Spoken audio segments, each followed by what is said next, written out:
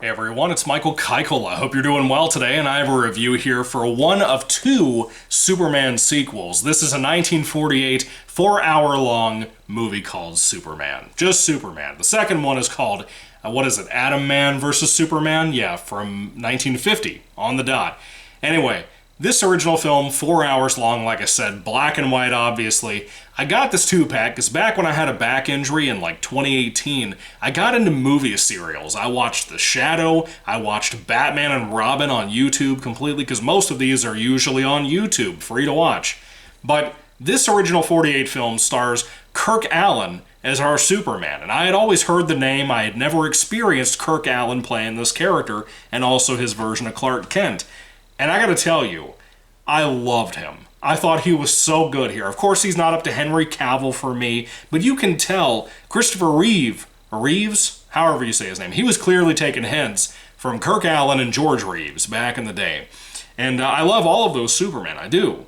Brandon Routh is good too. I pretty much like every on-screen live-action Superman we've ever had, including my boy that played Tyler Derek from Teen Wolf. I can't remember his name to save my life. Good God. I love them all. But Kirk Alyn, mixed with the theme song they give Superman here, is so special. And serials, of course, these were in the theaters, they were right before movies, they'd give you like a good 30 to 10 minutes long of time, sometimes up to 15 minutes for those after the first episodes. And basically what this was the origin story of Superman. And I have a lot of interesting things to say about this because of how some choices were done in such a really cool, interesting way. Number one, we get the origin story I talked about of Superman leaving Krypton, coming to the Earth. That's like the entire first chapter of this. I think it was 15 or 16 chapters for the entirety of the serial. And it was fun. And I gotta tell you, the most complimentary thing that I have for it was watching Superman grow up into adult Clark Kent, eventually going off to work and everything else as a reporter. But what I really loved was, again, the theme song they gave Superman, but the effects. Now, what they did for this, you may just think, oh, it's probably something stupid. They probably have papier-mâché sets and backgrounds and shit. Well, you're not entirely wrong. It is that 1950s, 1940s in this case, kind of cheesy sets for action, sci-fi pulpiness, but it delights in it. It delights in that, and it utilizes those things to be really fun to watch. But no, the actual effects I'm talking about are animation. They didn't just like rotoscope things like a lot of cartoons did. What they would do is like when his ship takes off when he's a baby to come to Earth. The way they do it, it's like they draw around an image, not rotoscope, but add on the drawing to an image that's actually shot. And then like when Superman flies, later on, when he has the outfit and everything, when he is flying, you might see Kirk Alyn jump up like this into the air, and then you'll get a faraway shot of a cartoon Superman that's actually fairly well drawn. It's very elegant in how it's shot, like the animation style of it, flying away. And I really liked it. I thought it added a charm to make this kind of memorable and kind of charming for 2024, almost 100 years later, man, and within 20 years. I thought it really had a lot to offer with that, number one. But number two, when Superman lands, a lot of the time he has to land like behind a rock or behind a building. When we're seeing Kirk Alyn go to stop something, he usually lands really far away and then he runs to whatever he does. So that can be kind of funny and kind of goofy at the same time, even maybe for back then. But this serial is not taking itself that super serious. Now, eventually, I think by the end of the first chapter, beginning of the second chapter, somewhere in there, of course, like a lot of serials involving superheroes and shadow characters and so on, what we did once upon a time was have generic crime mob bosses, and that's what you have here. This time around, this mob group are led by a lady called like the Spider Lady or something like that. Really generic, but she's pretty hot.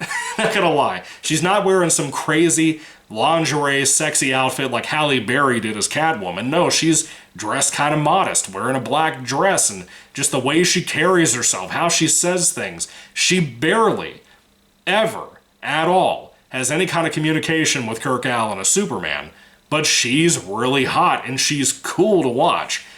Even though it's not like the most creative character ever. But I did like her. I liked what I got here. I thought, again, it got kind of repetitive. That's how serials are.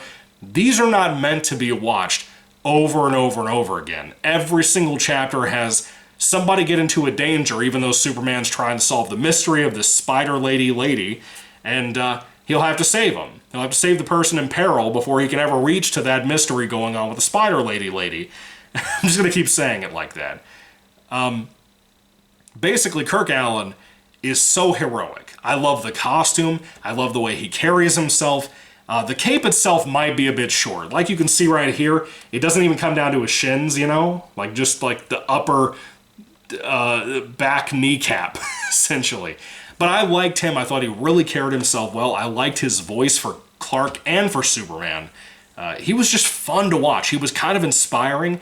That hope that you feel watching Superman, or reading Superman comics for that matter, when I have read them, it's really well done here. Yeah, it's campy. Yeah, it's goofy. Yeah, it's charmingly old.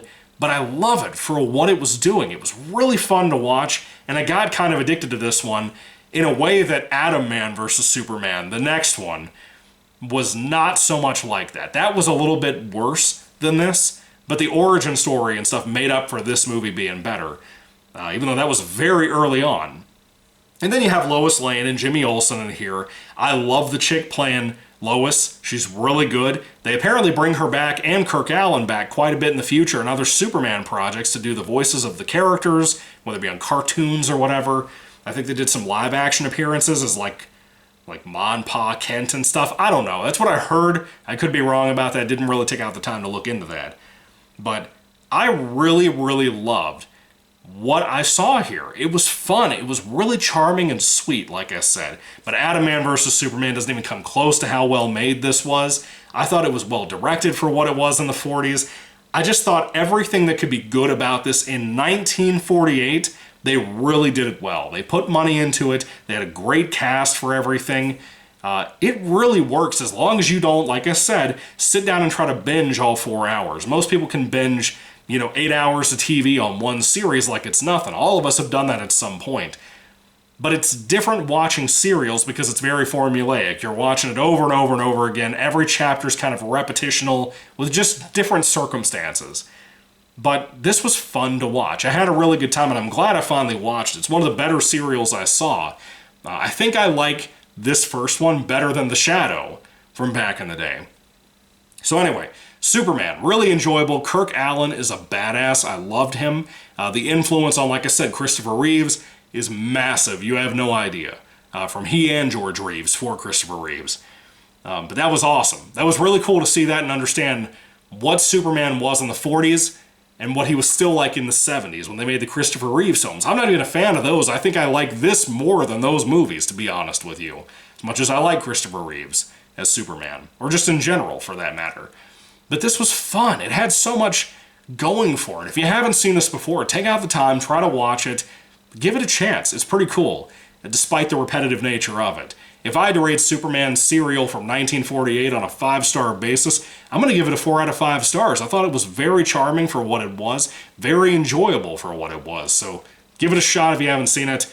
And now I'm going to review Atom Man vs. Superman, which should be an interesting one, because I have a lot to say about that one.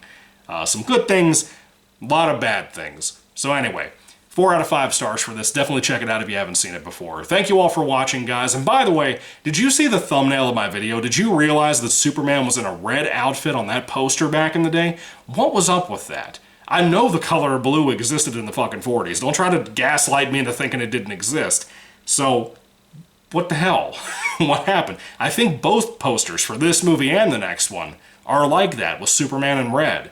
So that's weird. That's really weird. Anyway, thank you guys. God bless you all. Catch you later, and goodbye.